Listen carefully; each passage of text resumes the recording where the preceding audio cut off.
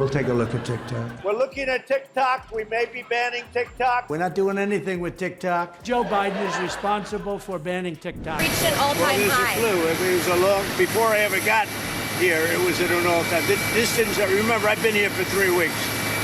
And Putin would be sitting in Kyiv with his eyes on the rest of Europe, starting with Poland. Did you know the president can order a nuclear strike without asking anyone? Yep, that's right. One person, one button, boom. End of the world. Now imagine that person is Trump, the guy who thinks he looks good with orange skin and a crown. In this video, we're going to show you how Trump's been treating the presidency like his own personal cosplay convention, while the rest of us are worried about, surviving. From fake time covers to real nuclear threats, we're breaking it all down. You won't want to miss this. Before we move on, I'd like to ask you a small favor. If you appreciate this content, please take a second to like this video and subscribe to the channel. Over 98% of you watch the videos without subscribing. It costs you nothing, but it makes a huge difference to us. So, did you click the subscribe button? Great. Thank you so much. Now, back to the video. Remember when our buddy Trump used to play dress up as a king on those fake time covers? Well, now he's got his tiny hands on something way scarier than a Photoshop subscription, the real nuclear codes. Yep, you heard that right. The guy who can't even spell nuclear correctly now has the power to turn the world into a giant microwave dinner. Our orange friend's been bragging about how he'd use nukes like they're fireworks at a MAGA rally.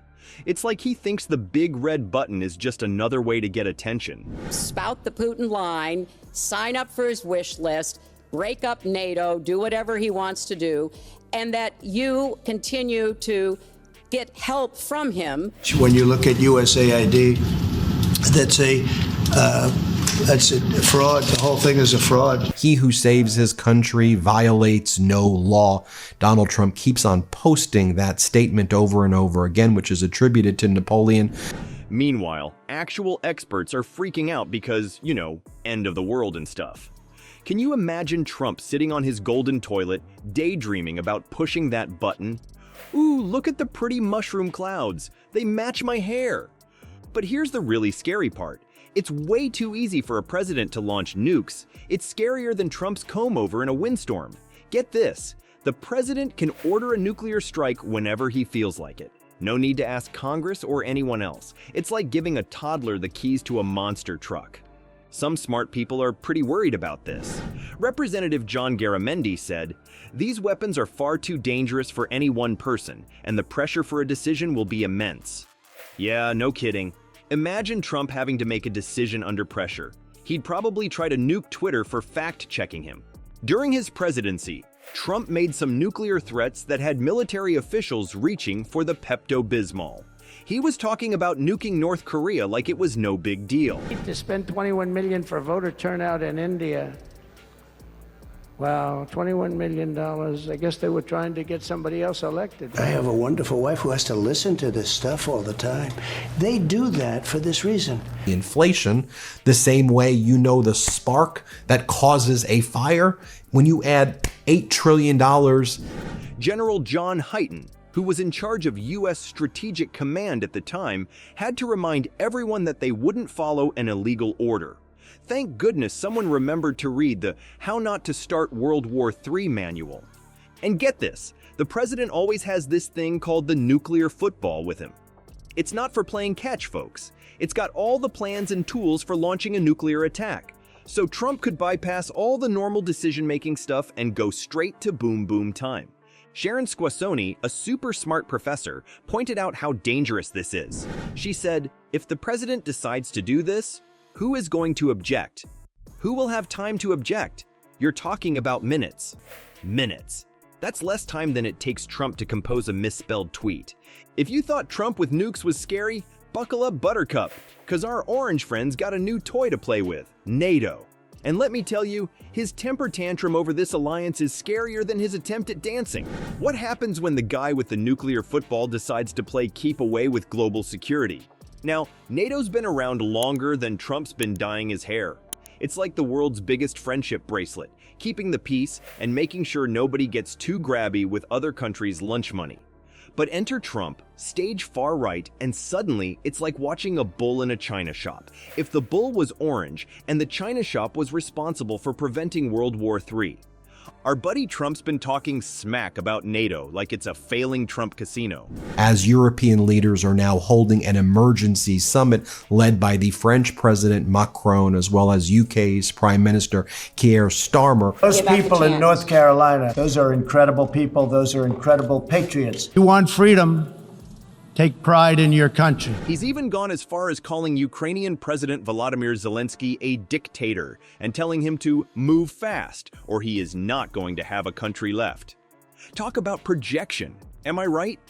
It's like watching a toddler accuse someone else of having small hands. But here's the kicker. Trump's not just throwing shade at NATO. He's threatening to take his ball and go home. Eastern European officials are freaking out that the US might pull all its troops out of countries that joined NATO after 1990. That's like telling the new kids at school they can't sit with us anymore because they weren't here for picture day. Now, for those of you who slept through history class, looking at you, Donald, NATO is kind of a big deal. It's been keeping the peace in Europe since your grandpa was rockin' and rollin'. And prices could go up somewhat short term, but prices will also go down. And I think the farmers are going to be helped by this very much. And so what was Donald Trump doing over the weekend as well? Well, as Kentucky, Virginia, and West Virginia suffered devastating storms, over 10 people were killed. It's like a giant do not touch sign for countries thinking about starting trouble. But Trump sees it more like a piggy bank he can shake down for loose change. Here's where it gets real, folks. Security experts are warning that Trump's NATO bashing could lead to some serious global drama. Without the US backing up NATO, countries like Russia might start feeling a little too frisky. It's like taking the guard dog away from the henhouse and replacing it with a Trump-shaped scarecrow. Reached an Well, all-time there's a high. clue. It was a long, before I ever got here, it was at an all-time. This didn't, remember, I've been here for 3 weeks. And I said, well, I'm going to do it whether the women like it or not. I'm going to protect them. I'm going to protect them from migrants coming in. And it's not just about hurt feelings and Twitter fights. NATO's presence in Eastern Europe is crucial for reassuring countries that are feeling a bit nervous about Russia's wandering hands. It's like having a big buff bodyguard at the club when that creepy guy won't stop staring at you.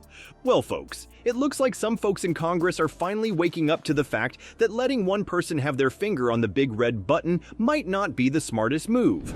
Who would have thought? At least 17 Democrats are saying, hey, maybe we should have a chat before turning the world into a giant microwave. But wait, there's more. Some lawmakers are pushing for a no first use policy. It's like telling the bully on the playground, we won't throw the first punch, but if you do, prepare for a world of hurt. They're also trying to make sure no president can go all Dr. Strangelove without a little grown-up supervision. they're just hurting themselves that they did that. I can't imagine it, but it doesn't matter. We're having reciprocal tariffs. Whatever they charge, we charge. Very simple. We'll take a look at TikTok. We're looking at TikTok. We may be banning TikTok. We're not doing anything with TikTok. Joe Biden is responsible for banning TikTok. So remember, kids, when you're voting in 2024, you're not just picking who gets to sit in the big chair. You're choosing whether we keep playing nuclear hot potato or if we finally put some training wheels on that doomsday machine. Let's hope we don't need a save the world from bad hair decisions hotline anytime soon.